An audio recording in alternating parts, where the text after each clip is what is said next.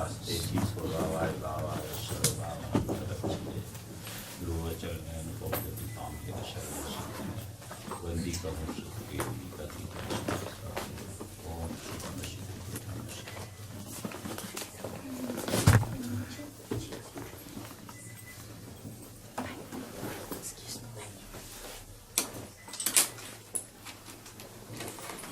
પ્રશ્ન છે કે વિકલ્પો શુભાશુભ ભાવો સુખ દુઃખનું વેદન આકુળતા આદિ વિભાવ પરિણામ કયા કયા ગુણની પર્યાયો છે।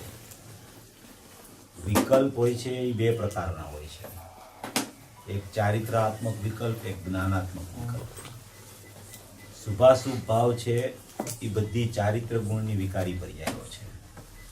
અને સુખ દુઃખનું વેદન, કાલ્પનિક સુખ એનું પણ વેદન હોય, આત્મિક સુખનું પણ વેદન હોય, અને દુઃખ તો દુઃખ જ છે, એ બધી પર્યાયો ચારિત્ર ગુણમાં જાય છે। એટલે વિકલ્પો જે છે એમાં બે પ્રકારના વિકલ્પો હોય, એક રાગાત્મક વિકલ્પ એને ચારિત્રના વિકલ્પો કહેવાય, એક જ્ઞાનાત્મક વિકલ્પ એને જ્ઞાન સંબંધીના વિકલ્પ કહેવાય।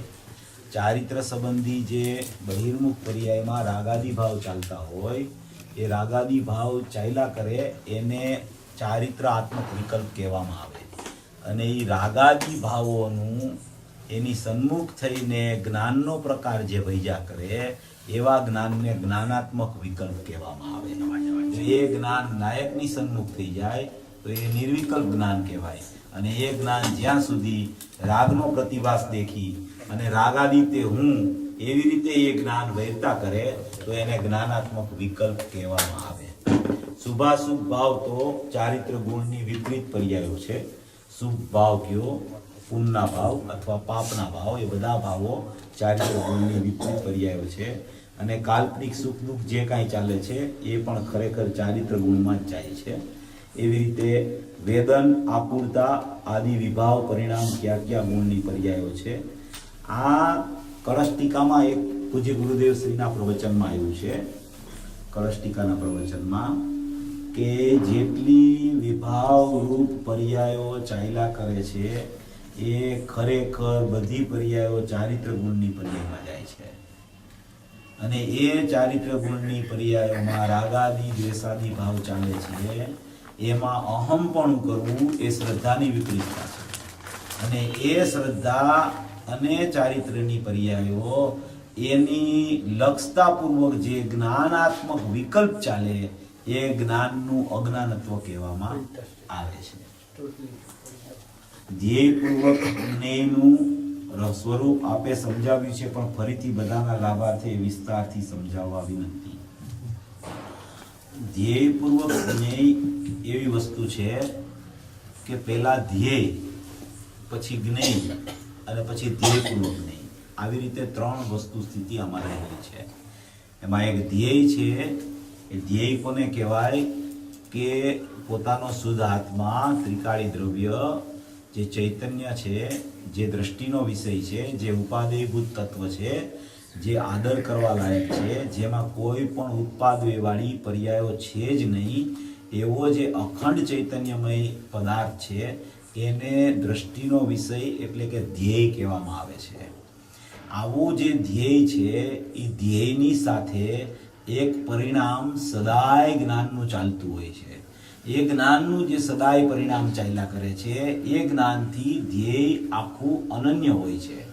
એ જે જ્ઞાનનું પરિણામ પ્રત્યેક સમયે ચાલે છે કે જેમાં બાળગોપાળ સૌને અનુભૂતિ સ્વરૂપ ભગવાન આત્મા અનુભવમાં આવી ગયો છે, એ અને આખું ત્રિકાળી દ્રવ્ય એ બે થઈ અને એને સામાન્ય ધ્યેયપૂર્વક જ્ઞેય કહેવામાં આવે છે। સામાન્ય ધ્યેયપૂર્વક જ્ઞેય એટલે કે એ વસ્તુની સ્થિતિ છે, વસ્તુનું સ્વરૂપ છે, ત્રિકાળી દ્રવ્ય અને એની વર્તમાન જ્ઞાનની ઉપયોગ રૂપ અનાદિ અનંત વર્તતી જ્ઞેયભૂત અભેદ રૂપ એક જ્ઞાનનો અંશ છે। એ અંશ અંશી થશે, અનન્ય થઈને ચાલતો હોય એ અંશ અને અંશી બેયને સાથે જોવા એને સામાન્ય ધ્યેયપૂર્વક જ્ઞેય કહેવામાં આવે છે. એમાં મિથ્યા દર્શન નથી, એમાં રાગ નથી, એમાં અજ્ઞાન નથી. વસ્તુનું સ્વરૂપ એવું છે કે અંશ ને અંશી હંમેશા અનન્ય રૂપે અનાદિથી ચાલ્યા આવે છે, વર્તમાનમાં ચાલી રહ્યા છે, અનંતકાળ સુધી એમને જ ચાલવાના છે. એટલું જ ખરેખર વસ્તુનું સ્વરૂપ છે. બાકી જેટલું જેટલું નવું નવું નવું નવું નવું નવું થાય છે, એ નવું નવું જેટલું થાય છે એ બધું કર્મ સાપેક્ષ છે. અને એ કર્મ સાપેક્ષ વાળા પરિણામ જેટલા થાય છે, ઔદૈહિક ભાવ, ઔપસમિક ભાવ, સાયોપસમિક ભાવ, સાહિક ભાવ, એ બધા ભાવો કર્મ સાપેક્ષ હોવાને કારણે, નવા નવા થતા હોવાને કારણે, નિમિત્ત નૈમિત્તિક સંબંધથી જોડાયેલા હોવાને કારણે, સાપેક્ષ પર્યાય હોવાને કારણે એ બધાને ખરેખર વિભાવ કહેવામાં આવે છે. અને સ્વભાવ માત્ર અનાદિ અનંત ધ્યેય અને અનાદિ અનંત જ્ઞેય, એને અનાદિ અનંત ધ્યેયને અનંત ગુણાત્મક, અસંખ્ય પ્રદેશી, એ અનાદિ અનંત એનો કાળ, અને વસ્તુ માત્ર નિર્વિકલ્પ પોતે એવો દ્રવ્ય ક્ષેત્ર કાળ ભાવથી અખંડિત આખો ચૈતન્ય પરમાત્મા એ ધ્યેયભૂત અભેદ છે. એવા ધ્યેયભૂત અભેદની સાથે જે જ્ઞાનનો અંશ વર્તમાનમાં પ્રત્યેક સમયે એના બાળ ગોપાળ સૌને અનુભૂતિ સ્વરૂપ ભગવાન આત્મા જ્ઞાનમાં જાણવામાં આવી રહ્યો છે, એને જ્ઞેયભૂત અભેદ કહેવાય. આ ધ્યેયભૂત અભેદ અને આ જ્ઞેયભૂત અભેદ એ સામાન્ય છે, એમાં અનુભવ નથી, એમાં વેદન નથી, એ વસ્તુની વ્યવસ્થા છે, વસ્તુનું સ્વરૂપ છે. હવે એવા સ્વરૂપનો જેને ખ્યાલ આવી જાય છે એને જ્ઞેય રૂપ અભેદ થયું એમ કહેવામાં આવે છે. એમાં વેદન છે, એ નવું થાય છે, એ પ્રત્યેક સમયે નવું નવું નવું થાય છે. આ જૂનું ધ્યેયપૂર્વક નહીં છે, મેં કીધું છે, બરાબર. અને જે સ્વીકારેનો આવે છે એ નવું ધ્યેયપૂર્વક નહીં થાય છે. એ નવું ધ્યેયપૂર્વક નહીં જે થયું એ સાપેક્ષ છે, અને ઓલું ધ્યેયપૂર્વક નહીં જૂનું છે એ નિરપેક્ષ છે. અને નિરપેક્ષ દ્રવ્ય, નિરપેક્ષ અંશમાં નિરપેક્ષ અંશી રહેલો છે, એવો જેને સ્વીકાર આવે એને નવી સાપેક્ષતા સમ્યક દર્શન રૂપી પ્રગટ થઈ જાય છે. અને એ નવી સાપેક્ષતા પ્રગટ થાય છે, એમાં વેદન છે, એમાં આનંદ છે, એમાં અતિન્દ્રિય આનંદનો સ્વાદ આવે છે. એમાંથી એને ખબર પડે છે કે મારો આત્મા વાસ્તવિક આવો છે, એ ત્યારે એને ખબર પડે છે. ઓલામાં તો પરોક્ષ છે, આમાં વેદનમાં પ્રત્યક્ષ થાય છે. એટલે એ ખરેખર સાચું ધ્યેયપૂર્વક નહીં વેદન આવે એ છે, ઓલું પરોક્ષ છે, આ પ્રત્યક્ષ છે. એવી વ્યવસ્થા ધ્યેયપૂર્વક જ્ઞેયની કહેવામાં. આમાં જ્ઞેયનો અર્થ શું લેવાનો ત્યાં? જ્ઞેયનો અર્થ જ્ઞાનની પર્યાયનો અંશ ત્રિકાળી દ્રવ્ય સાથે અનન્ય થઈને પરિણમી ગયો છે, એને જ્ઞેય ભૂત અભેદ કહેવામાં આવે. જ્ઞેય ભૂત અભેદ એટલે ત્રિકાળી દ્રવ્ય જે જ્ઞેય છે એને જ્ઞાનનો અંશ એની સાથે અનન્ય થઈને જે વર્તી રહ્યો છે, તો એને જ્ઞેય ભૂત એટલે હોવાપણું, અભેદ એટલે અંશ અને અંશી અનન્ય છે, એટલે જ્ઞેય ભૂત અભેદ એમ કહેવામાં આવે. જ્ઞાને ત્રિકાળી દ્રવ્યને જ્ઞેય બનાવતું જ જ્ઞાન વર્તી રહ્યું છે, એટલે એને જ્ઞેય કહેવાય. ભૂત એટલે હોવા પડે છે, અને અભેદ એટલે કે અંશ અને અંશીનો ભેદ એમાં દેખાતો નથી, એટલે જ્ઞેય ભૂત અભેદ કહેવામાં આવે. એટલે નિરંતર સામાન્ય વર્તમાન જે જ્ઞાન છે એ જ્ઞાનમાં આ ત્રિકાળી ધ્રુવ ભગવાન આત્મા જે છે એ નિરંતર જણાઈ રહ્યો છે, એટલે એને જ્ઞેયભૂત અભેદ કીધું, હે ને? અને એ જ્યારે અનુભવમાં આવે છે ત્યારે નવું અભેદ થયું, એમાં વેદન આવે. ઈ નવું અભેદ થયું એને જ્ઞેય રૂપ કહેવાય. જૂનું અભેદ છે એને જ્ઞેય ભૂત કહેવાય. હોવા પડે છે, આ થવા પડે છે. 320 ગાથામાં આ વિષય આવે. બરાબર. બીજા પ્રશ્નો હોય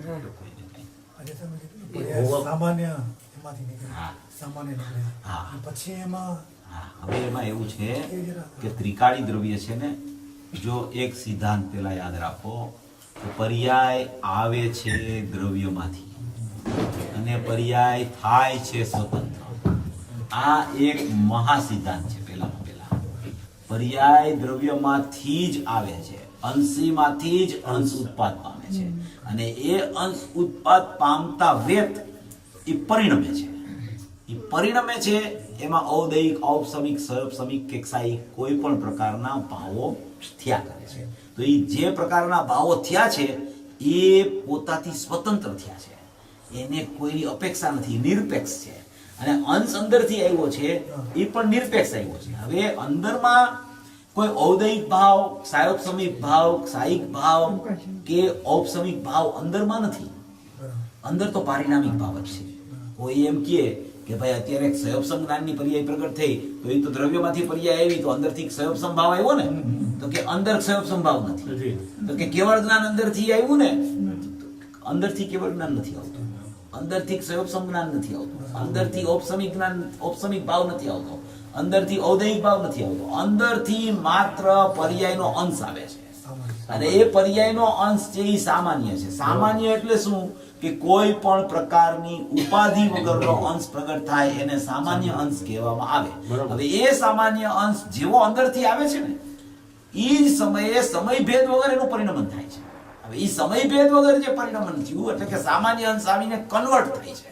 એ કન્વર્ટ થયો એ અંશમાં ઔદૈહિક, ઔપસમિક, સયોપસમિક કે સાહિક ભાવ વર્તે છે.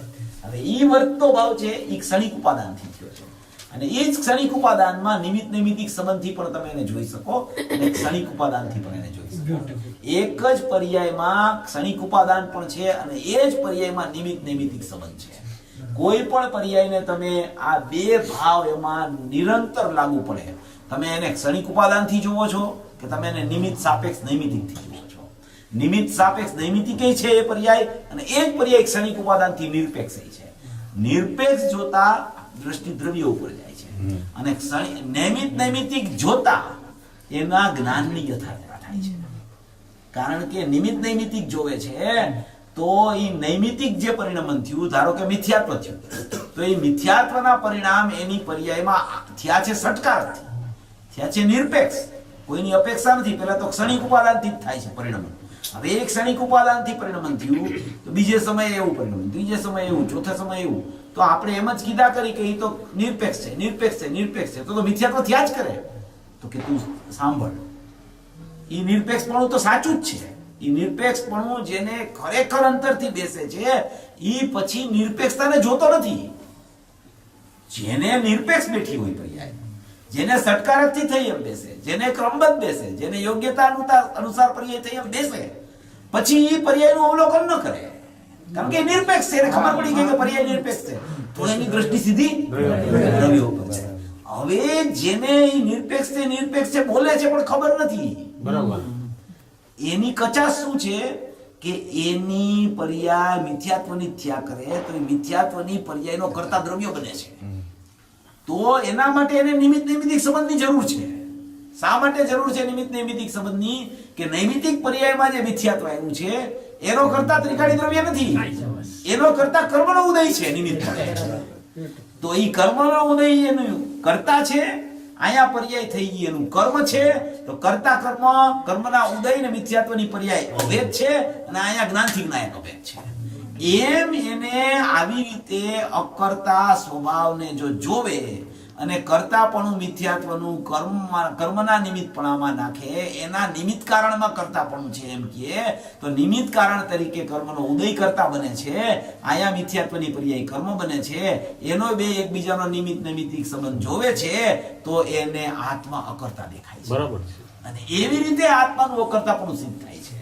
એટલે એક જ પર્યાયમાં પ્રત્યેક સમયે પ્રત્યેક પર્યાય ક્ષણિક ઉપાદાનથી નિરપેક્ષ છે, એ જ સમયે નિમિત્ત નૈમિત્તિકથી એ જ પર્યાય સાપેક્ષ છે. સાપેક્ષનું જ્ઞાન હોવું જોઈએ, નિરપેક્ષને જોઈને એની દ્રષ્ટિ દ્રવ્ય ઉપર જાવી જોઈએ, ત્યારે એને ખરેખર સાચી જ્ઞાન શ્રદ્ધાની મૈત્રીપૂર્વક અનુભવની પ્રગટતા થાય, બરાબર. સાપેક્ષનું જ્ઞાન હોય પછી હિત કેવી રીતે કરવું? સાપેક્ષનું જ્ઞાન શેના માટે છે? સાપેક્ષનું જ્ઞાન આત્માને કરતા ન જોવા માટે છે.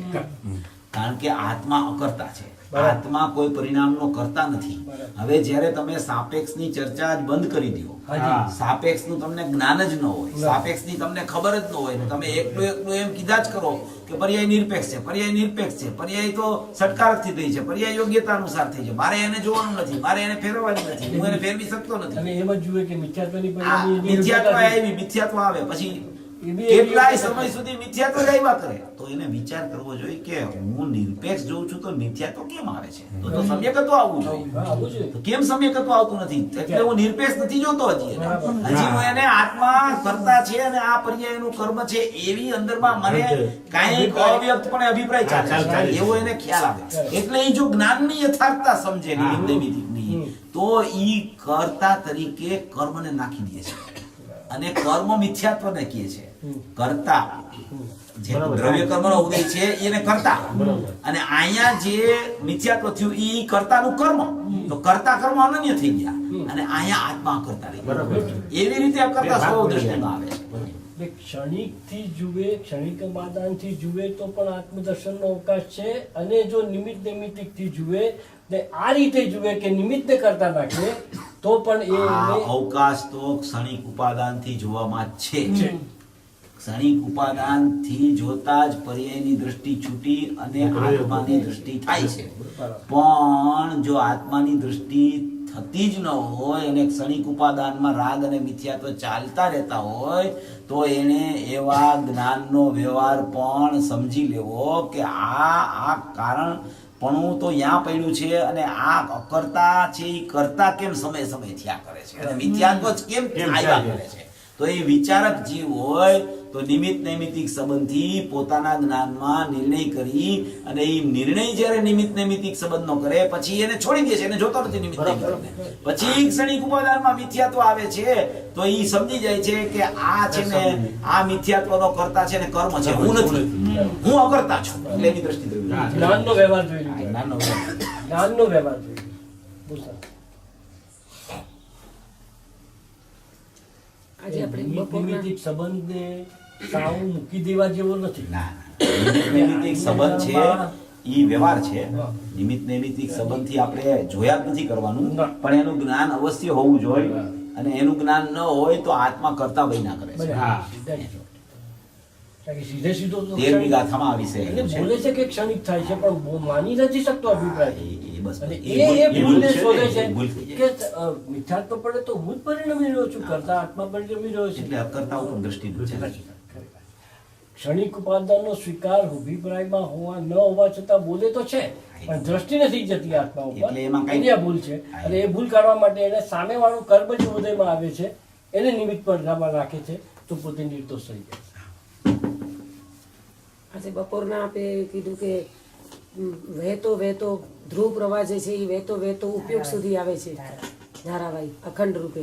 તો એ ઉપયોગ અને આ ત્રિકાલી ધ્રુવ ભગવાન આત્મા તો એમ વહેતો ઉપયોગ સુધી આવે છે. તો એવી બે વસ્તુ, એટલે વસ્તુ એક જ છે, પણ ઉપયોગની અંદર જે પ્રવાહ વહેતો આવે છે તો એમાં આપણે આ વસ્તુનો અનુભવ કરી શકીએ છીએ. જે ઉપયોગ છે એને જરાક એવું છે વહેતો કીધું કે પેલી વાત ઈ છે કે તમે દ્રવ્ય, ગુણ, કારણ સુખ પર્યાય અને સામાન્ય ઉપયોગ એ નામ પેલા છોડી દો. એ નામ તમે યાદ ન રાખો, એકવાર યાદ કરી લ્યો પછી એને ભૂલી જાઓ.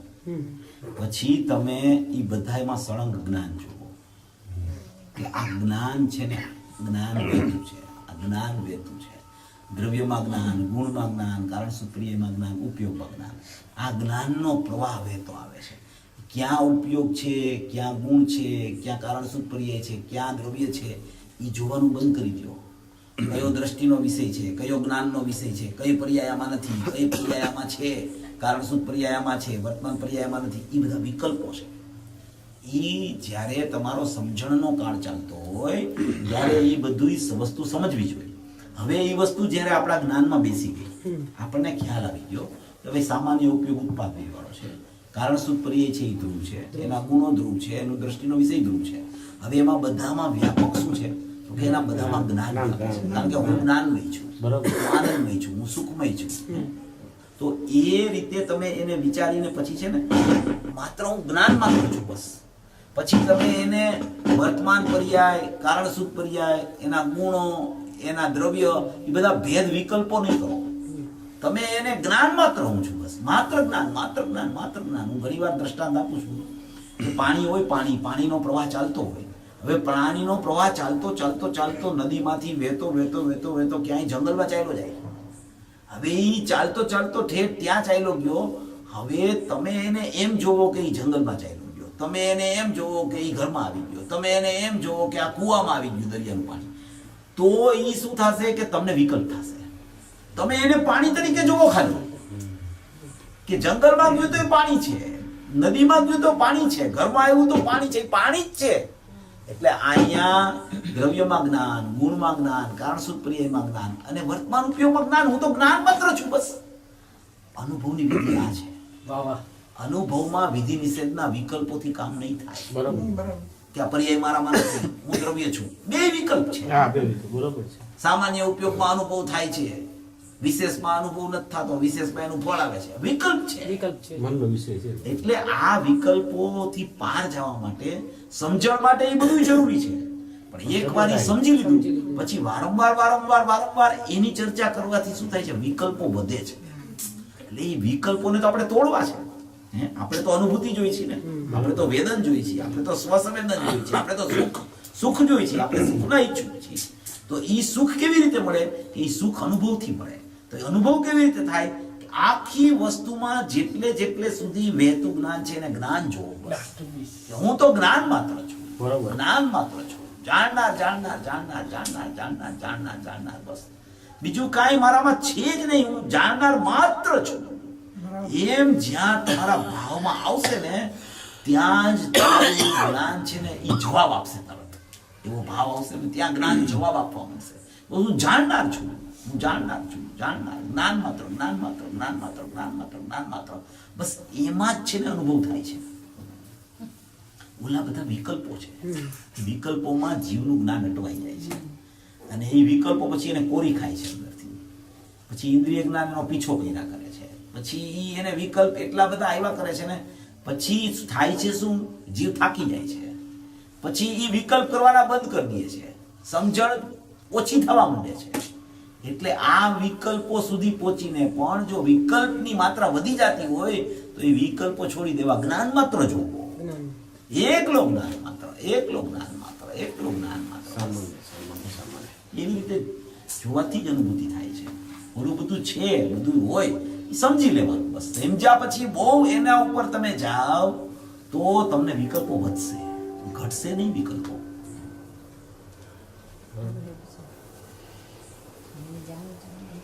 તો ભાઈ મેં પ્રશ્ન પૂછેલો ને કે કારણસૂત્ર પર્યાયનો ચોથા ગુણસ્થાનને. હા, એ કારણસૂત્ર પર્યાયનો વિષય એવો છે બેન કે એમાં એવી વાત છે કે કારણસૂત્ર પર્યાય એક એવી વસ્તુ છે કે એ ધ્રુવમાં અંતર પહેલા તો ગર્ભિત છે.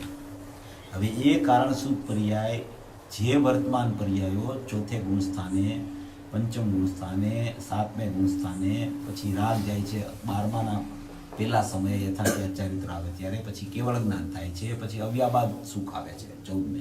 તો આ બધી જે વર્તમાન પર્યાયની જે એક પછી એક સુધી વધતી જાય છે, તો એ પ્રથમ સમયે જ્યારે આત્મા પર લક્ષ કરીને એની પર્યાય પરિણમે છે કે હું આ જ છું એમ પરિણમે છે, ત્યારે શું થાય છે, સમ્યક દર્શનની પ્રાપ્તિ થાય છે ચોથા ગુણસ્થાને. બરાબર. હવે ચોથામાં સમ્યક દર્શનની પ્રાપ્તિ થાય છે, એની સાથે અનંત ગુણોની અનંત પર્યાય આંશિક શુદ્ધ રૂપે પરિણમે છે, અંશે શુદ્ધ થાય છે. તો હવે ત્રિકાળી દ્રવ્ય તો પરિપૂર્ણ છે. હવે તો એક જ પર્યાય શુદ્ધ કેમ થઈ, બીજી પર્યાયો શુદ્ધ કેમ નથી પૂરી, એ પ્રશ્ન આવે છે. કે જો એને ત્રિકાળી દ્રવ્યનું અવલંબન તો બધી પર્યાયો લીધું છે અખંડ રૂપે. ગુરુદેવ એમ સ્પષ્ટ કરે છે કે જે પર્યાય જેટલું અવલંબન લે ને એટલો એનામાં શુદ્ધતાનો પ્રગટતા થાય. તો હવે ચોથે ગુણસ્થાને પણ કોઈ પર્યાયે શ્રદ્ધાની પર્યાય અવલંબન લીધું છે, એમ જ બધી પર્યાય અવલંબન લીધું છે. કારણ કે અનંત ગુણની અનંત પર્યાયો શુદ્ધતા રૂપે પરિણમી જાય છે. અને એ જે શુદ્ધતા રૂપે પરિણમે છે ત્યારે અનંત ગુણની અનંત પર્યાયોની એક પરિણતિ બને છે પેલા, અને એ પરિણતિ આ હું છું એમ પરિણમે છે. ખાલી શ્રદ્ધાની પર્યાય નથી પરિણમતી, પણ ઈ સમય એવો છે કે ઈ સમયે શ્રદ્ધા જ 100% સમ્યક થાય છે. બાકીની બધી પર્યાયો આંશિક સમ્યક થાય છે અને આંશિક વિભાવમાં રહી જાય છે. તો એટલા માટે કારણસૂત્ર પર્યાયની જરૂર છે કે જે પર્યાય તો પોતાના સટકારથી જ શુદ્ધ થઈ છે. એના કરતા કર્મ, કરણ, સંપ્રદાન, કારણ બધું એનામાં પર્યાયનું જ છે. પણ જ્યારે એ એવી રીતે એના સત્કારકથી શુદ્ધતા રૂપે પરિણમી, ઈ સમયે પણ એને ક્યાંય અવલંબન લીધું છે. અવલંબન વગર એમને એમ પરિણમતી નથી કોઈ પર્યાય. પર્યાય થાય છે પોતાથી શુદ્ધ, પણ ત્યારે એનું મુખ પલટાઈ જાય છે દ્રવ્ય તરફ. ત્રિકાળીનું. પર્યાય પોતે પોતાથી શુદ્ધ રૂપે પરિણમે છે, પણ ત્યારે એનું મુખ દ્રવ્ય તરફ હોય છે. પેલા પર્યાય અશુદ્ધ રૂપે પરિણમતી હતી તો એનું મુખ દ્રવ્ય તરફ નતું, પર તરફ હતું. અને હવે એ પર્યાયમાં સુધારો થયો કે એમાં શુદ્ધતા પ્રગટ થઈ, તો એ પ્રગટ થતી શુદ્ધ પર્યાય છે એનું મુખ છે ને દ્રવ્ય તરફ થયું. તો એ મુખ જે દ્રવ્ય તરફ થયું એમાં એને અવલંબન લીધું દ્રવ્યનું. અવલંબન લીધું દ્રવ્યનું, તો એ દ્રવ્યનું અવલંબન લીધું ત્યારે દ્રવ્યનું અવલંબન તો એને પૂરું લીધું છે. છતાંય શ્રદ્ધાની પર્યાય કેમ 100% સમ્યક થઈ, બીજી પર્યાયો કેમ અંશે સમ્યક થઈ? તો ત્યારે અહીંયા એનું કારણપણું એને જેટલું કારણ શુદ્ધ પર્યાયમાંથી મળે છે એટલી જ પર્યાયની સમ્યકતા અહીંયા થાય છે. એવો નિમિત્ત નૈમિત્તિક સંબંધ અંદરમાં પણ લાગુ પડે છે. એ અપેક્ષાએ અહીંયા શુદ્ધતા ચોથે આટલી થઈ, પાંચમે આટલી થઈ, સાતમે છઠ્ઠે આટલી થઈ, યથાખ્યાત ચારિત્રમાં આટલી થઈ, કેવળ જ્ઞાનમાં આટલી થઈ, નવ્યાબાદ ચારિત્રમાં આટલી થઈ, એવી રીતે એનો ક્રમ પડે છે. અને એ ક્રમમાં જેટલી જેટલી પર્યાયો હું છું એમ પરિણમે છે, એમાં એની એ થાય છે તો એની યોગ્યતાથી બધું કારણપણું મળે છે. એ કારણ શુદ્ધ પર્યાયમાંથી એ પણ એક કથન નિમિત્ત સાપેક્ષ છે. થાય છે પર્યાય પોતે પોતાથી સ્વતંત્ર શુદ્ધ, પણ એ સમયે એનું લક્ષ ક્યાં છે? તો કે લક્ષ ત્રિકાળી દ્રવ્ય ઉપર છે. તો કે ત્રિકાળી દ્રવ્ય ઉપર લક્ષ છે, તો એમાં કારણપણું ક્યાં પડ્યું છે? તો કે કારણપણું અંદર કારણ શુદ્ધ પર્યાયમાં છે. તો કે ત્યાંથી એટલું જ કારણ એને મળે છે કે જેટલી કાર્યમાં શુદ્ધતા પ્રગટ થવાનો સ્વકાવ હોય, એ અપેક્ષાએ કારણ શુદ્ધ પર્યાયની જરૂરિયાત છે. એટલે કારણ શુદ્ધ પર્યાયનો વિસ્તાર પદ્મ અમલદારી દેવે આ 15મી ગાથામાં અને 3જી ગાથાથી ચાલુ કરીને કર્યો છે. બહુ સરસ. તો ખાલી એમ કહે કે શ્રદ્ધા ગુણ શું કામ 100% જ પરિણમે છે? તો એ શ્રદ્ધા ગુણની પોતાની જેવી યોગ્યતા છે? એ સૌગાની જે લીધું છે કે શ્રદ્ધા ગુણની એવી જ યોગ્યતા છે કે એક સમયમાં જ શુદ્ધ થઈ જાય છે. ચારિત્ર ગુણની એવી જ યોગ્યતા છે કે એ ક્રમે ક્રમે શુદ્ધ થાય છે. એ બધું તમે પર્યાયથી જુઓ તો એની પોતાની સ્વતંત્ર યોગ્યતા છે, એમાં કારણ શુદ્ધ પર્યાય કઈ સંબંધ જ નથી. પણ જ્યારે તમે એને એવી રીતે જોવો કે ભાઈ આ અવલંબન તો પૂરું લીધું છે આને દ્રવ્યનું, છતાંય આમાં કેમ એક જ પર્યાય સમ્યક થઈ, બીજી પર્યાય કેમ 100% સમ્યક ન થઈ, ત્યારે એમાં કારણ શુદ્ધ પર્યાયની જરૂરિયાત ઊભી થાય છે. એવું છે. એ થોડો વિષય સૂક્ષ્મ છે, થોડો ગંભીર છે, થોડોક એવો છે કે તમને ક્યાંય બીજે વાંચવાય બહુ નહીં મળે. સાચી વાત છે. એટલે આપણે આપણા ભાવમાં આપણે એને વિચારમાં લેવું. તો એમ બી કહી શકાય કે જેટલું આંશિક જે બીજા ગુણોનું થાય છે એ પાછું એવી આંશિક એનું થવાની યોગ્યતા. એ તો એમ જ છે. એ તો પર્યાય બધી યોગ્યતા અનુસાર જ પરિણમે છે. એને કોઈ પરિણામ આવી શકનાર છે જ નહીં. કર્મનો અનુદય થયો માટે આ પરિણમે છે એવું નથી. આત્માનું લક્ષ કર્યું માટે પરિણમે છે એવું નથી. પર્યાય સ્વતંત્ર પરિણમે છે ત્યારે એને આત્માનું લક્ષ છે. પર્યાયથી તમે જુઓ તો પર્યાય પોતે સ્વતંત્રપણે શુદ્ધ થઈ છે, ત્યારે એનું મુખ ક્યાં છે? તો કે ત્યારે એનું મુખ આત્મા તરફ છે. એટલે એમ કહેવાય કે દ્રવ્યના લક્ષે પર્યાય શુદ્ધ થઈ. પર્યાય શુદ્ધ થઈ ત્યારે આત્માનું લક્ષ છે. જ્યારે પર્યાયથી ચર્ચા ચાલે ત્યારે આમ હોય, અને જ્યારે તમે ઈ બેયનો ભેદ છોડીને ચર્ચા અભેદથી કરો ત્યારે પર્યાયને દ્રવ્યનું લક્ષ કર્યું છે એમ કહેવાય. બે વિષય બે રીતે છે. ભાઈ તમે જ્ઞાન રીતે લો કે વસ્તુ માત્ર હે જ્ઞાન તો એવી રીતે લો કે વસ્તુ માત્ર? હા, એ વસ્તુ માત્ર લ્યો તોય વાંધો નહીં. અને તમે બધી જગ્યાએ જ્ઞાનનું વ્યાપકપણું છે એટલે હું જ્ઞાન માત્ર છું એમ લ્યો તોય વાંધો નહીં. કારણ કે વસ્તુ માત્ર છે તો વસ્તુમાં શું છે? તો વસ્તુમાં જ્ઞાન વ્યાપે છે. હા, એ ભેદ નો થાય. જ્ઞાન તો આત્માનું સ્વરૂપ છે, એમાં ભેદ નથી. જ્ઞાનમય આત્મા છે. જ્ઞાન આત્માનું સ્વરૂપ છે. એટલે એ જ્ઞાન માત્ર લેતા એ આખો આત્મા આવે છે. એમાં ભેદ નથી. જ્ઞાન માત્ર લેતા આપણે જ્ઞાયક લેવો કે આપણે ગુણ લેવા કે આપણે કારણ શુદ્ધ પર્યાય લેવી કે આપણે ઉપયોગ લેવો તો ભેદ થઈ ગયો. જ્ઞાન માત્ર તમે એને જોવો તો ભેદ નથી.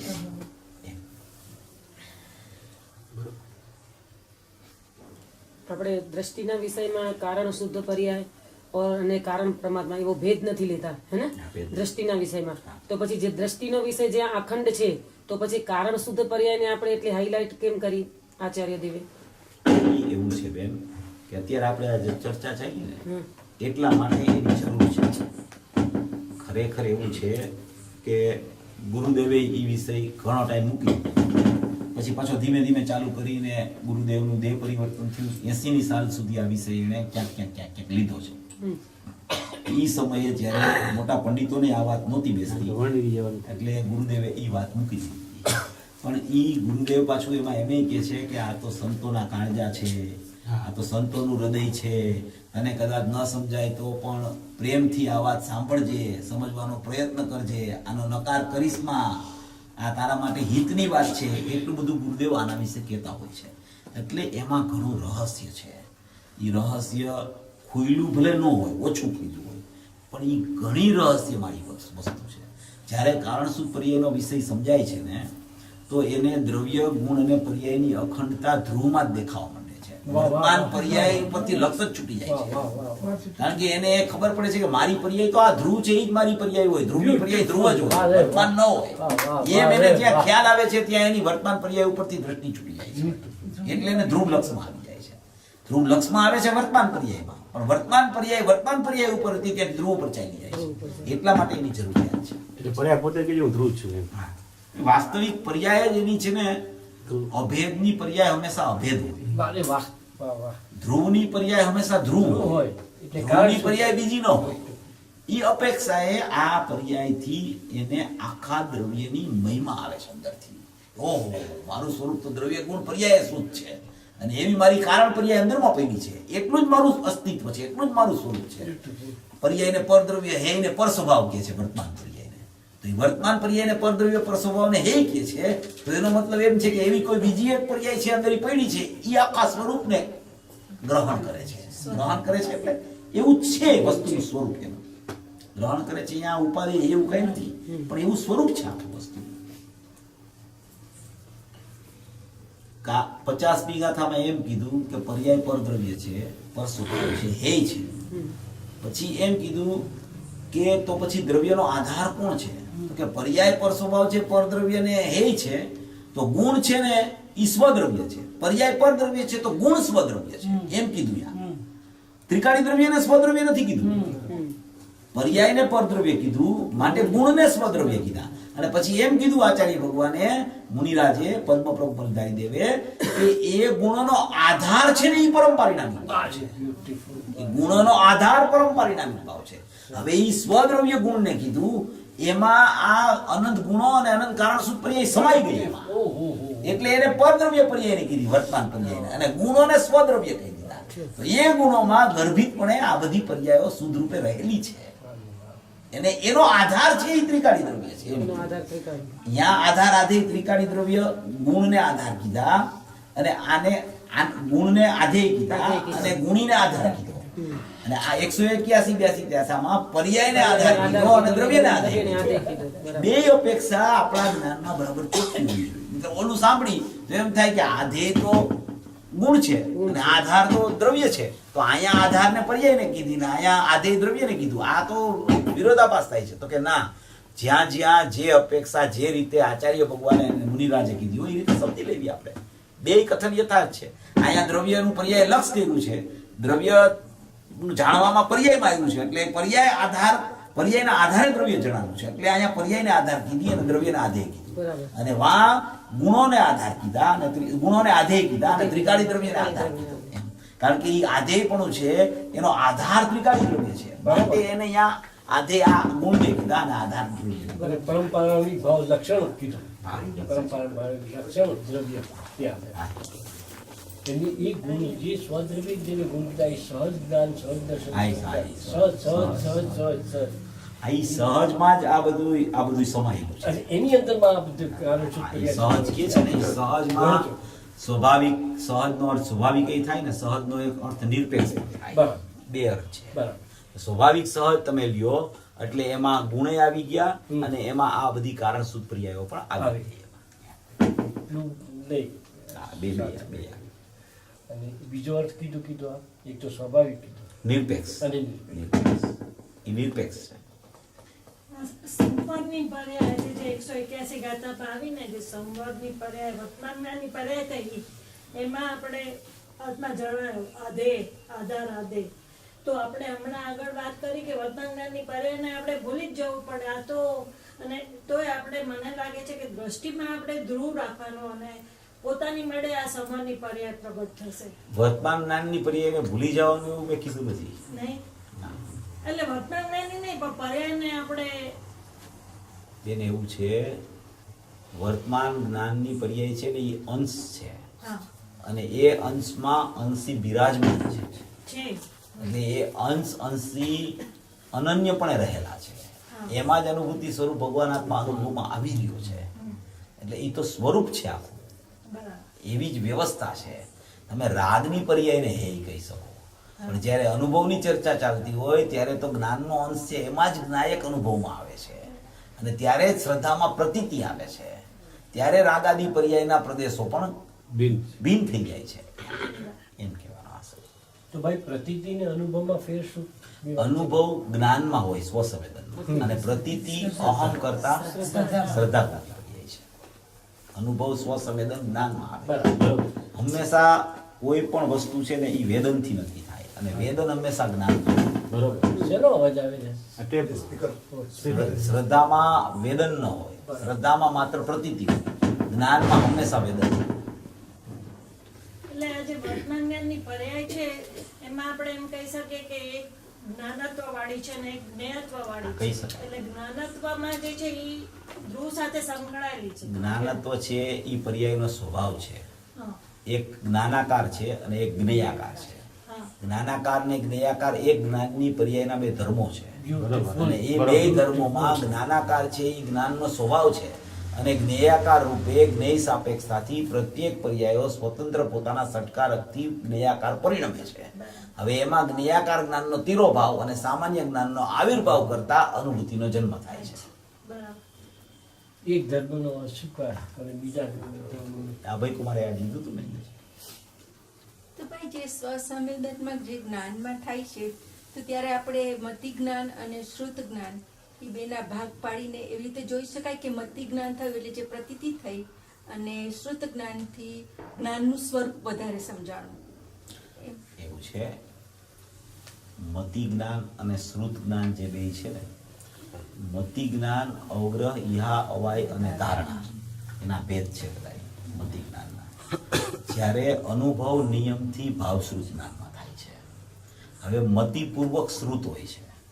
મતિપૂર્વક જ્યારે શ્રુત થાય ત્યારે મતિ જ્ઞાનનો વ્યાપાર જ્યારે શ્રુત જ્ઞાન ચાલુ થાય ત્યારે એ લબ્ધ થઈ જાય અને એ લબ્ધ થાય ત્યારે શ્રુત જ્ઞાનનો ઉદ્ભવ થાય.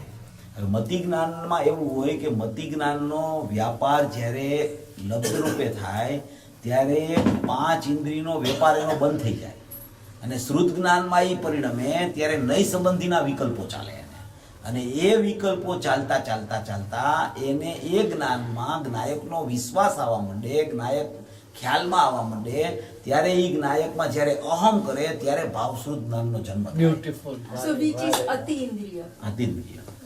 શ્રુત જ્ઞાન કે મતિ જ્ઞાનમાં અનુભવ નથી થતો, અનુભવ જ્ઞાનમાં થાય છે અને જ્ઞાનમાં અનુભવ થાય ત્યારે એનું નામ ભાવશ્રુત જ્ઞાન પડે છે. ભાવશ્રુત જ્ઞાનમાં અનુભવ નથી થતો, શ્રુત જ્ઞાનમાં અનુભવ નથી થતો. અનુભવ થાય છે જ્ઞાન, પણ એ જ્ઞાનમાં જ્યારે અનુભવ થયો ત્યારે એ અનુભવનું નામ ભાવશ્રુત જ્ઞાન પડે છે. કારણ કે ભાવશ્રુત જ્ઞાનમાં અનુભવ થતો હોય તો ભાવશ્રુત જ્ઞાન તો અત્યારે છે નહીં, એ કેવી રીતે અનુભવ કરે? અનુભવ જ્ઞાનમાં થાય હંમેશા. ગુરુદેવને પ્રશ્ન પૂછ્યો તો એ બંધ કરી દો ને, એવું તો કઈ જરૂર નથી, બંધ કરી દો. ગુરુદેવને પ્રશ્ન પૂછ્યો તો રાત્રિ ચર્ચામાં કે અનુભવ કયા જ્ઞાનમાં થાય? પેલી વાત પૂછ્યો તો ગુરુદેવે કીધું જ્ઞાનમાં થાય. તો ગુરુદેવને પાછું પૂછ્યું કે મતિશ્રુત જ્ઞાનમાં થાય ને? તો ગુરુદેવ કે જ્ઞાનમાં થાય. તો પછી ગુરુદેવને કીધું કે ક્ષયોપસમ જ્ઞાન કહેવાય કે ન કહેવાય? તો ગુરુદેવ કે જ્ઞાનમાં અનુભવ થાય.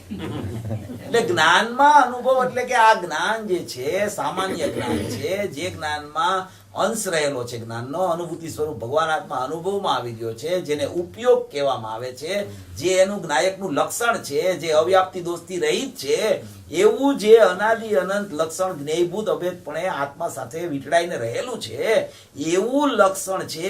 ઈ લક્ષ હું છું એમ પરિણમે, એટલે લક્ષ હું છું એમ ઈ પરિણમી રહ્યું છે એવો સ્વીકાર આવી જાય ત્યારે એ જ્ઞાનનું નામ ભાવસ્વરૂપ જ્ઞાન પડે છે. એટલે જે જ્ઞાન માત્ર છે, જે સામાન્ય જ્ઞાન માત્ર છે, એમાં જ એમાં જ અનુભવ થાય, એમાં જ થાય. ભાવસ્વરૂપ જ્ઞાન તો એનું નવું નામ પડે છે અનુભવ છે આપણો. અનુભવના સમયે. અને ભાઈ એક પ્રશ્ન છે કે આપણે કહીએ કે જે ભૂતકાળની પર્યાયો કે ત્રિકાળી બધી પર્યાયો ખીને બેઠો છે, જેમ આપણે એમ ત્યારે કહીએ તો પછી પારિણામિક ભાવ થઈ જાય છે એમ કહેવાય છે. તો એક જગ્યાએ એટલે એમાં વાંચી હતી તો ગુરુદેવને આ તત્વચર્ચામાં જ વાત થઈ, તો ત્યારે એમ પૂછેલું કે જે જ્યારે દ્રવ્યની સન્મુખ થાય છે પર્યાય, જ્યારે ઈ અભેદ થઈ એમ કહેવાય છે, તો ત્યારે ઈ પારિણામિક ભાવ રૂપે થાય કે પર્યાય. ગુરુદેવનો જવાબ એમ હતો કે પર્યાય દ્રવ્યમાં ભળીને દ્રવ્ય રૂપ નથી થતી, તો ઈ બે થોડું કોન્ટ્રાસ્ટિંગ લાગે. હવે જો તમે જે આ દ્રવ્યમાં ભળીને દ્રવ્ય રૂપ નથી થતી ને, એ વર્તમાન પર્યાયની ચર્ચા છે. એ વર્તમાન પર્યાયની વાત છે. વર્તમાન પર્યાય હું દ્રવ્ય છું એમ પરિણમે તો એ દ્રવ્ય રૂપ નથી થતી. એટલે દ્રવ્ય રૂપ નથી થતી એટલે શું કે પર્યાયનો ધર્મ જુદો છે, દ્રવ્યનો ધર્મ જુદો છે. પર્યાય એમ કે છે કે હું દ્રવ્ય છું, તો ગુરુદેવ તો ત્યાં સુધી કે પર્યાય પર્યાયમાં રહીને એમ કે છે કે હું દ્રવ્ય છું એમ કે. તો એ વર્તમાન પર્યાયની ચર્ચા છે. હવે એ વર્તમાન પર્યાય જ્યારે હું દ્રવ્ય છું એમ પરિણમી ગઈ તો બીજે સમયે એનો વ્યય થાય છે, તો એ વ્યય થઈને એ વ્યય જાય છે પારિણામિક ભાવમાં, અને વ્યય પારિણામિક ભાવમાં જાય છે. એ વ્યય છે ત્યાં યોગ્યતા રૂપે, અને પાછી એના પછીના ઈ જ સમયે પાછી નવી પર્યાય ઉત્પન્ન થાય છે. ઈ જ સમયે નવી પર્યાય ઉત્પન્ન થાય છે. એ અહીંયા પારિણામિક ભાવમાં શક્તિરૂપ પારિણામિક ભાવ છે, એમાંથી શક્તિની વ્યક્તિ થાય છે, અને એ વ્યક્તિ થાય છે એ પાછી જો એ સમય અનુભવ કરે છે. અનુભવ અસંખ્ય સમય ચાલે છે, અનુભવ એક સમયમાં છૂટતો નથી, અસંખ્ય સમય ચાલે છે. તો ત્યારે અસંખ્ય સમય ચાલતો હોય ત્યારે ઉત્પાદ બે ચાલતા હોય છે, ઉત્પાદ બે બંધ નથી થતા. તો દરેક સમયે અનુભવની પર્યાય આવે, અનુભવની પર્યાય આત્માને વેદે, વેદીને પાછી વ્યય થઈને પારિણામિક ભાવે યોગ્યતા રૂપે સમાઈ જાય. ઈ જ સમયે પાછી નવી પર્યાય ઉત્પન્ન થાય, શક્તિની વ્યક્તિ. ઈ પર્યાય વ્યક્ત થઈને પાછી શક્તિ આરે અભેદ થઈને પરિણમે, પાછી ઈ વ્યય થઈને પારિણામિક ભાવે ચાલી જાય. એવું અનાદિથી આ ચાલ્યા કરે છે. પછી અશુદ્ધ પર્યાયો કે શુદ્ધ પર્યાયો, અશુદ્ધ પર્યાયની અશુદ્ધતા બહાર રહી જાય, શુદ્ધ પર્યાયની શુદ્ધતા બહાર રહી જાય. જેવી પર્યાયનો ઉત્પાદ થયો તો એવો જ વ્યય થઈને અંદર એ ભાવ ચાલ્યો જાય. એનું નામ કહેવાય પારિણામિક ભાવ. એ જાય એની યોગ્યતા લઈને અંદર, યોગ્યતા લઈને જાય એટલે યોગ્યતા લઈને જાય એટલે ઈ જ્ઞાનમાં જેવું પરિણમન થયું તો એવો ભાવ લઈને જાય. ચોખ્ખું થાય. એટલે જો અશુદ્ધતા હોય તો અશુદ્ધતા અંદર ન જાય. અશુદ્ધતા પરિણમનમાં સમયવર્તી હોય છે, આગળ પાછળ ક્યાંય અશુદ્ધતા નથી.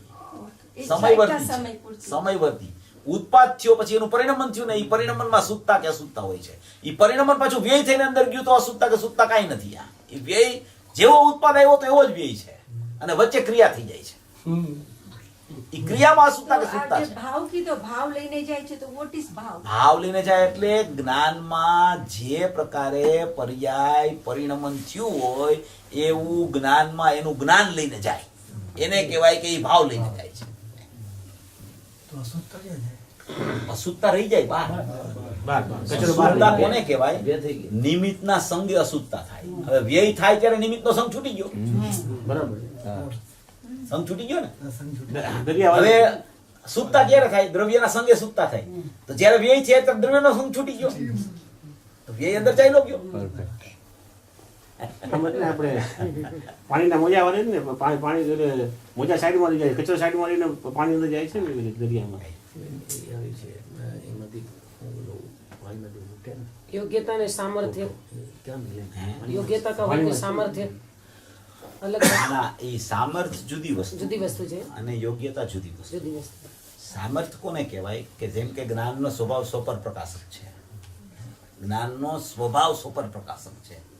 તો હવે જ્ઞાનનું સામર્થ્ય છે ને એ સ્વ અને પર બેયને જાણવાનું છે, પણ એ અત્યારે જ્ઞાનનું સ્વભાવ એનો સ્વપર પ્રકાશક છે, પણ એ અત્યારે એનું કેવું સામર્થ્ય પ્રગટ છે તો કે એનું અત્યારે સ્વને જાણવાનું સામર્થ્ય જ પ્રગટ છે. પછી એમ કે અત્યારે એનું પરને જાણવાનું જ સામર્થ્ય પ્રગટ છે.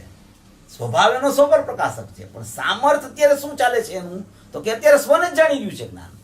સ્વપર પ્રકાશક હોવા છતાં સ્વને જાણી રહ્યું છે, તો એ અત્યારે એ સમયે એટલું એનું સામર્થ્ય છે. એમ સામર્થ્ય ને યોગ્યતા ફરક છે. એટલું જ સ્વની જાણી રહ્યું છે એ અનુભવ કાળની વાત છે. હા, એ તો અનુભવ થાય. એટલું પરને જાણી રહ્યું છે એ મિથ્યા સંસાર, મિથ્યા. અને એક સમયે સ્વપર પ્રકાશક જે છે અંદરમાં, એવો જે સ્વભાવ છે એક સમયે એક પર્યાયનો, એ કેવી રીતે પછી એની કેવી એ તો રીતે સ્વપર પ્રકાશક એટલે જ્ઞાનનો પોતાનો સ્વભાવ સ્વપર પ્રકાશક છે. બરાબર. સ્વને જાણે એટલે સ્વપ્રકાશક ને પરને જાણે એટલે પરપ્રકાશક. એમ એવી એની વ્યાખ્યા નથી. જ્ઞાનનો પોતાનો સ્વતઃ સિદ્ધ અંદરથી પ્રગટ થતો અંશનો સ્વભાવ સ્વ પર પ્રકાશક છે. પર જેવું છે એવા જ્ઞાનમાં સ્વતઃ સિદ્ધ જ્ઞેયાકારો બને છે. બરાબર. સ્વ જેવું છે એવા સ્વતઃ સિદ્ધ જ્ઞાનમાં જ્ઞાનાકારો બને છે. એવું આખું સ્વપર પ્રકાશક સ્વભાવ રૂપ આખું જ્ઞાન અંદરથી પ્રગટ થાય છે. અને અંદરનું જે સ્વપર પ્રકાશ છે કે અનંતા ગુણોનું જે જાણવું થઈ એ રહ્યું છે, અનુભવના કાળનું એ અનુભવના કારણે સ્વપર પ્રકાશક. પર ગુણો પર છે, અને એ પ્રકારના જ્ઞેયાકારો જ્ઞાનના જે બને છે એ જ્ઞાનના પોતાના સામર્થ્યથી બને છે, અને એ જ સમયે હું જ્ઞાનાકાર એટલે જ્ઞાયક પણ જાણતું જ્ઞાન પરિણમે છે. એવું સ્વપર પ્રકાશન અંદરમાં છે એમ પૂછું કેવું છે મને? સ્વપર પ્રકાશકના પ્રકાર હું તમને કહી દઉં. હાજી. એક અજ્ઞાનીનું સ્વપર પ્રકાશક, બરાબર. પછી એક સ્વપ્રકાશક, પછી એક જ્ઞાનીનું નિશ્ચયથી સ્વપર પ્રકાશક, પછી એક જ્ઞાનીનું વ્યવહારથી સ્વપર પ્રકાશક. આ એનો ક્રમ. બરાબર. હવે અજ્ઞાનીનું સ્વપર પ્રકાશક એટલે શું તો કે દરેક જીવને પોતાના જ્ઞાનની પર્યાયનો પ્રગટતા રૂપ જે સ્વભાવ છે એ પ્રત્યેક સમયે સ્વપર પ્રકાશક રૂપે જ્ઞાનની પર્યાયનું પ્રગટપણું થાય છે. જો સ્વપર પ્રકાશકપણે પ્રગટપણું ન થતું હોય તો કોઈ જીવ અજ્ઞાની પણ ન થાય, અને જો સ્વપર પ્રકાશકપણે પ્રગટપણું ન થતું હોય તો કોઈ જીવ જ્ઞાની પણ ન થાય. એનો ન્યાય કેવી રીતે અજ્ઞાની ન થાય ને કેવી રીતે જ્ઞાની ન થાય. સ્વપર પ્રકાશક એટલે જ્ઞાનમાં જ્ઞાનાકાર રૂપ જ્ઞેયાકાર સ્વતઃસ્થિત ચાલ્યા કરે છે. હવે જ્ઞેયાકાર જે જ્ઞાન ચાલે છે એ જેવા જ્ઞેયો છે એવું જ જ્ઞેયાકાર જ્ઞાન ચાલે છે. હવે એવું જ્ઞેયાકાર જ્ઞાન ચાલે છે એના ઉપર જો એનું લક્ષ છે તો એનો મતલબ છે કે એનું લક્ષ જ્ઞેય ઉપર છે. તો પર પડે. તો એનો મતલબ થયો કે એ મિથ્યા દ્રષ્ટિ થઈ ગઈ. હા હવે જો જ્ઞેયાકાર જ ન બનતા હોય તો કોઈ મિથ્યા દ્રષ્ટિ ન થાય, પર પ્રકાશક પણ ન હોય તો કોઈ મિથ્યા દ્રષ્ટિ ન થાય. હવે એ જ સમયે જ્ઞાનાકાર છે. જ્ઞાનાકાર છે એ કેવા સ્વપ્રકાશક છે, તો એમાં સ્વનું જાણવું ચાલુ છે. બરાબર. તો ઈ એવું સ્વનું જાણવું એમાં વર્તી રહ્યું છે એવો સ્વીકાર જ્ઞાયક નો કરે તો એ સમ્યક દ્રષ્ટિ થઈ. બરાબર. માટે સ્વપર પ્રકાશક યથાર્થ છે. અગ્નિ. બરાબર બરાબર. આ પેલામાં પેલું અજ્ઞાની. હવે એવા સ્વપર પ્રકાશક માંથી સ્વને જે કાઢે એ સ્વપ્રકાશકમાં આવે તો એ જ્ઞાની થઈ જાય. બરાબર. બરાબર. તો હું આ જ છું, હું જ્ઞાયક જ છું, હું ધ્રુવ છું, અખંડ છું, એક છું, શાશ્વત છું, અવિનશ્વર છું, એમ એને કાઢે સ્વપર પ્રકાશક માંથી જ્ઞેયાકાર જ્ઞાનનો તિરોભાવ કરી સામાન્ય જ્ઞાનનો આવિર્ભાવ કરી અને જ્ઞાનમાં એનો અનુભવ કરે તો એને સ્વપ્રકાશકમાં જ્ઞાયકનો અનુભવ થયો એમ કહેવામાં આવે. એ નિર્વિકલ્પ દશા આવે. નિર્વિકલ્પ દશા અસંખ્ય સમય ચાલે. એ જ દશાના કાળે એ જ સમયે જ્યારે સ્વપ્રકાશક થયું એ જ સમયે નિશ્ચયથી સ્વપર પ્રકાશક પ્રગટ થાય. ઈ શું કીધું? હવે નિશ્ચયથી સ્વપર પ્રકાશક પ્રગટ થયું એમાં જ્ઞાનમાં આત્માય જણાય અને જ્ઞાનમાં અનંત ગુણની અનંત પર્યાયો વેદન રૂપે જે પરિણમતી હોય, જેમાં આનંદ આવ્યો હોય, જેમાં સુખ આવ્યું હોય, એ પર્યાયો પણ નિશ્ચયથી પર પ્રકાશકમાં એને એના જ્ઞાનમાં જાણવામાં આવે. એને એમ કહેવાય કે આ જીવ જ્ઞાની થયો એનું નિશ્ચયથી સ્વપર પ્રકાશક પણ દ્રવ્યને જાણે છે અને દ્રવ્ય સન્મુખ થતા પર્યાયમાં જે શુદ્ધતા પ્રગટ થઈ એનું પણ જ્ઞાન એને વર્તે છે, એટલે એને નિશ્ચયથી સ્વપર પ્રકાશક કહેવાય. અને એવી પોતાની તાકાત. આવી પોતાની તાકાત. જ્ઞાનની પોતાની તાકાત. હવે બીજું ત્યાર પછીનું વ્યવહાર સ્વપર પ્રકાશક. હાજી. હવે વ્યવહાર સ્વપર પ્રકાશક એટલે શું? જ્ઞાનીનું વ્યવહાર સ્વપર પ્રકાશક. આ જ્ઞાનીનું નિશ્ચય સ્વપર પ્રકાશક અને જ્ઞાનીનું સ્વપ્રકાશક અને ત્યારે પેલા મિથ્યા દ્રષ્ટિનું સ્વપર પ્રકાશક. મિથ્યા દ્રષ્ટિ સ્વપર પ્રકાશકમાંથી સ્વપ્રકાશકમાં આવ્યો એટલે જ્ઞાની થયો. સ્વપ્રકાશકમાં આવતા જ્ઞાની થતા એને નિશ્ચયથી સ્વપર પ્રકાશક પ્રગટ થયું. ત્યારે એને દ્રવ્યનું જ્ઞાન પણ વર્તી રહ્યું અને બીજી પર્યાયોમાં જે મિથ્યા દર્શનના કાળે દુઃખ વર્તું હતું ત્યાં સુખની પ્રાપ્તિ થઈ તો સુખનું જ્ઞાન પણ એને વર્તું. એટલે એને ખબર પડી કે હું સમ્યક દ્રષ્ટિ દ્રષ્ટિ થયો છું બરાબર. એવું નિશ્ચયથી સ્વપર પ્રકાશક પછી એનો ઉપયોગ જ્ઞાનીનો લાંબો સમય સુધી અસંખ્ય સમય સુધી અંદર ટકતા પછી એની પુરુષાર્થની ઓછપ એને તત્સમયની પર્યાયની યોગ્યતા એવા સ્વકાળે એનો ઉપયોગ શુદ્ધ જ્ઞાયકમાંથી છૂટીને બહાર આવે છે. બરાબર. હવે એ ઉપયોગ બહાર આવ્યો તો એક પરિણતિ રહી જાય છે. પરિણતિ જ્ઞાયક સાથે અનન્ય છે અને ઉપયોગમાં જેટલા બહારના પદાર્થોનું પ્રતિભાસન ચાલે છે કે એનું જાણવું ચાલે છે એવા એ ઉપયોગમાં એ ઉપયોગ જ્ઞાન મારીએ છે.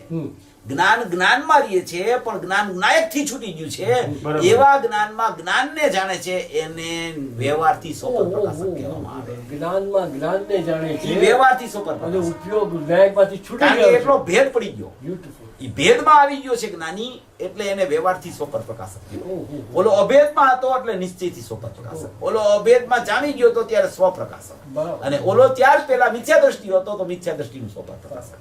એટલે એક મિથ્યા દ્રષ્ટિનું સ્વપર પ્રકાશક એમાંથી સ્વને કાઢ્યો એટલે એ જ્ઞાની થયો.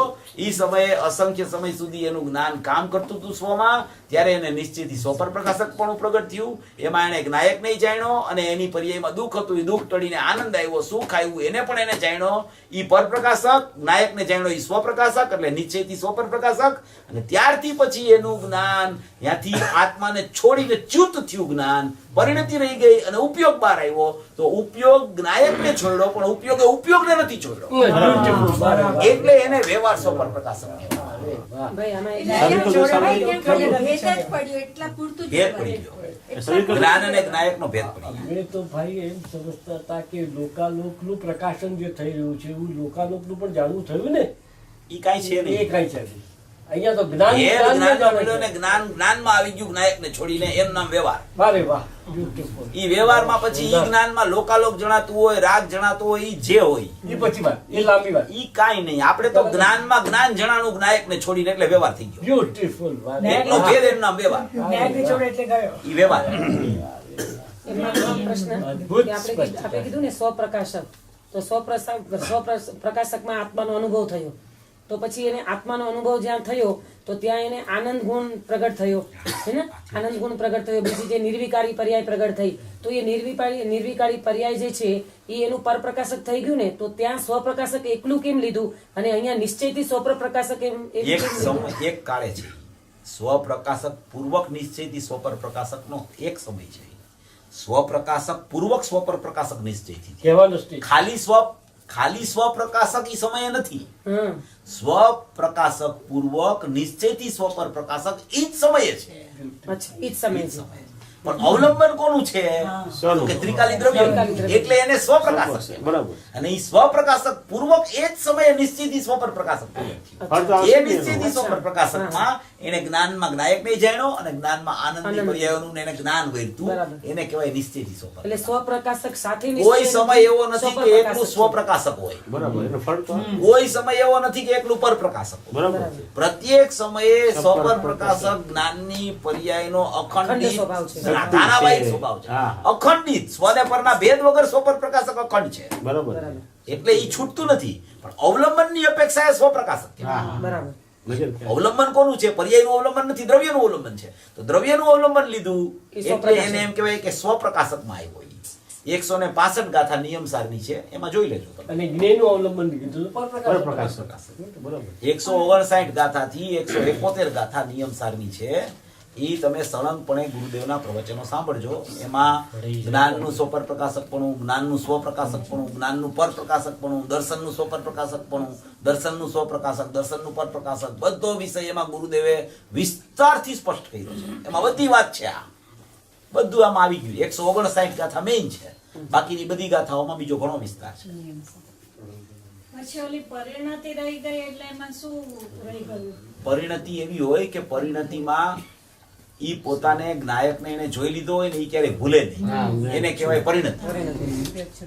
પણ પછી એ સમય દ્રષ્ટિ પાછું એટલે ફરીથી એનો પાછો સદુપયોગમાં આવે તો પાછી પરિણતિ ને ઉપયોગ એક થઈ જાય એટલે સદુપયોગ કહેવાય.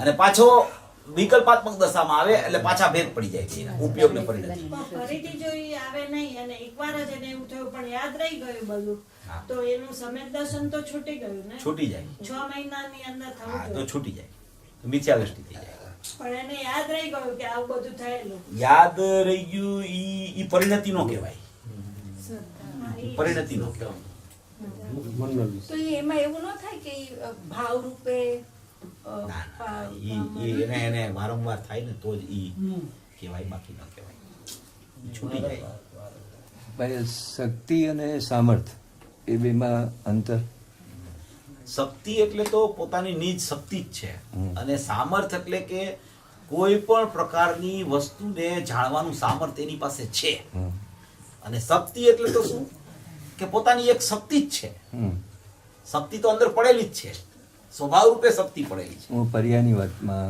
આ લેવાની ટ્રાય કરું છું પર્યાય શક્તિ થાય પ્રગટ થાય અને પાછું એમ એટલે પર્યાયમાં શક્તિ શું એ કઈ ખ્યાલ નથી આવતો પર્યાયની પ્રગટતા ઈ જેનો ઉત્પાદ પર્યાયનો વ્યય ઈ જેનો ઉત્પાદ થઈને વ્યય છે બીજે સમયે ઈ ઉત્પાદ વ્યય એમ ચાલે શક્તિ હંમેશા ગુણને કહેવાય પર્યાયમાં પર્યાયનું પ્રગટપણું થવાની શક્તિ કહેવાય કે આવું પ્રગટપણું થયું એટલે એ પર્યાયની શક્તિ પ્રગટી ઈ ગુણની શક્તિ હતી ઈ વ્યક્ત થઈ તો એમ કહેવાય કે પર્યાયમાં આ શક્તિની વ્યક્તિ પ્રગટ થઈ એમ પર્યાયમાં કોઈ શક્તિ ન હોય પર્યાય વ્યક્તિ જ કહેવાય ગુણની શક્તિ હોય પર્યાયની વ્યક્તિ કહેવાય 10:30 થઈ ગયા બોલો પરમ કૃપાળુ સદગુરુ